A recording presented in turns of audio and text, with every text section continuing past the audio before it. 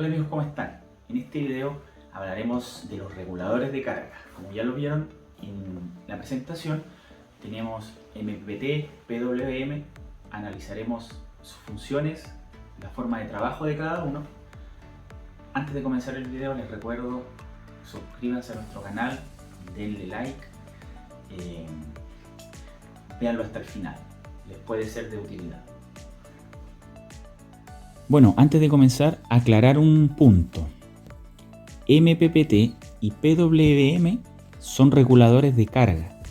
Actualmente en el mercado, bueno, hace unos años ya, están los inversores con regulador incorporado, que son muy comunes y también, obviamente, vienen con regulador incorporado MPPT o PWM, pero eso no tiene relación con el inversor, sino con el regulador que trae incorporado. Bueno amigos, como ya lo vieron en la presentación, tenemos dos tipos de reguladores de carga, los PWM y los MPPT. PWM, bueno, en español es modulación por ancho de pulso, ¿ya? Y MPPT es seguidor de punto máximo de potencia, ¿ya? Hablaremos primero de los PWM. Los reguladores PWM trabajan recortando la tensión, manteniendo la corriente. ¿Qué significa esto? Que el regulador de carga trabajará a la corriente como máximo que el panel puede llegar a entregar. La tensión siempre no es tan alta. Los PWM trabajan a una tensión más baja, ¿ya? Los reguladores siempre son más pequeños, soportan menos cantidad de paneles y por ende también son más económicos, ya que tienen una tecnología más simple. Estos pueden llegar a una eficiencia del 70 hasta un 90%. Los reguladores MPPT son siempre reguladores que regulan la tensión para mantener la potencia y sacar el máximo provecho del sistema. Estos reguladores de carga normalmente se ocupan en sistemas más grandes, ya que soportan una mayor cantidad de potencia, por ende paneles también. Su tecnología es más compleja, por ende también son un poco más costosos, pero su eficiencia puede llegar a ser cercana al 99%. Entonces veremos unos casos para que entendamos bien cómo funcionan estos sistemas. Por ejemplo, con un panel solar de 270 watts, su voltaje nominal es de 31.6, ¿ok? Y su corriente es de 8.54 amperes.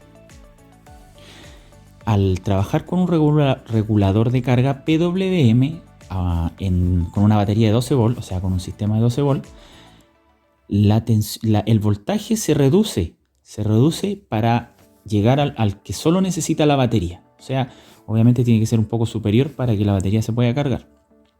Entonces la tensión se reduce y la corriente se mantiene. La corriente de carga va a ser la misma a la entrada del regulador que a la salida. Entonces, al hacer el cálculo de potencia, ya los amperes por los volts, en efectividad da 126 watts. O sea, hablando de con un sistema de 12 volts PWM, la eficiencia que genera de los 270 watts son 126 watts solamente. O sea, 47% solamente de capacidad. Bastante bajo. Por eso normalmente los sistemas para casas, especialmente para casas, siempre se trata de que sean de 24 volts. A continuación veremos por qué motivo. Acá tenemos el mismo sistema, pero en 24 volts. Vamos a ver ahora por qué es mejor. El mismo panel de 270 watts con un voltaje de 31.6 y la corriente de 8.54. Al ser de 24 volts, el voltaje pasa lo mismo, se reduce, pero no tanto, porque obviamente para poder cargar una batería de 24 volts el voltaje tiene que ser superior, y la corriente se mantiene igual que en el caso anterior, ¿ya? Pero al ser el voltaje más alto, el cálculo nos da diferente. O sea, la potencia es igual a la multiplicación del voltaje por la corriente, y eso nos da un total de 253 watts de 270 que genera como máximo el panel. O sea, puede llegar a una eficiencia del 94%. Por eso es tan importante que nuestros sistemas para casa principalmente sean en 24 volts. Ahora veremos lo mismo, el mismo panel, pero con regulador MPPT en 12 volts y en 24. En 12 volts partimos. El mismo panel de 270 watts con un voltaje de 31.6 y la corriente de 8.5. En el sistema, en el regulador MPPT, el voltaje se reduce un poco, ¿ya? Al voltaje requerido para la carga, pero la corriente aumenta. El regulador de carga logra aumentar la corriente. Eso hace que los watts también, el cálculo final sea más alto.